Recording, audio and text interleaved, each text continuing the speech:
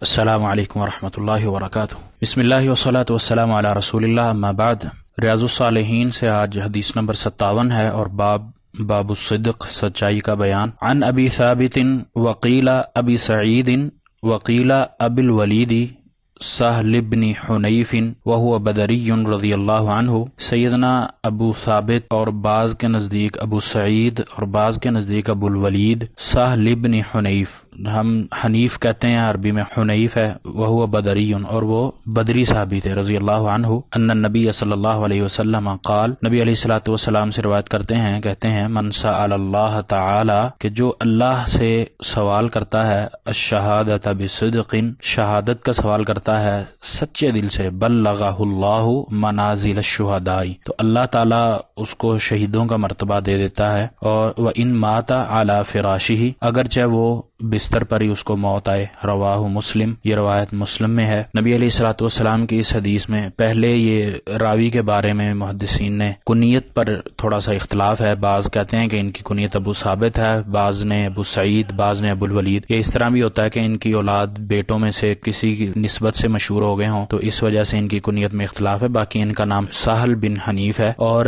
یہ وہ صحابی ہیں جو ہجرت مدینہ کے بعد سیدنا علی رضی اللہ تعالیٰ عنہ کے اسلامی اخوت بھائی چارے کے بھائی بنے تھے، تو یہ ان صحابہ میں سے ہیں، یہ سیدنا علی کے بھائی بنے تھے۔ یہ نبی علیہ الصلوۃ والسلام کی حدیث میں ہمیں سچائی کی رغبت دلائی گئی ہے، اور یہاں تک کہ انسان اگر سچے دل سے اللہ سے دعا کرتا ہے، مثلا شہادت کا رتبہ پانا چاہتا ہے اور اللہ سے وہ سچے دل سے دعا کرتا ہے اور اپنے دل کا پختہ ارادہ، اپنی نیت کا یہ پختہ عزم کر لیتا ہے کہ اللہ تعالیٰ مجھے شہید کی موت دے گا، شہادت کی موت دے گا، تو وہ میدان جہاد میں نہیں بھی جا پاتا، تو اللہ تعالیٰ اس کی اس سچی نیت، پختہ عزم کی وجہ سے اس کو بستر پر موت آنے کی سبب بھی شہیدوں کا مرتبہ دے دیتے ہیں۔ اور بعض ایسے بھی ہوتے ہیں کہ وہ اپنی نیت کی وجہ سے ہی میدان جہاد میں بھی ہو کر شہید کا رتبہ نہیں پاتے۔ خیر یہ اللہ کا معاملہ ہے اور اس بندے کا ہے، کیونکہ دلوں کا حال، نیت کا جو معاملہ ہے یہ اللہ اور اللہ کے بندے کے درمیان ہے۔ لیکن اس حدیث میں جو رغبت دلائی گئی ہے وہ یہی کہ اللہ تعالیٰ سے سچے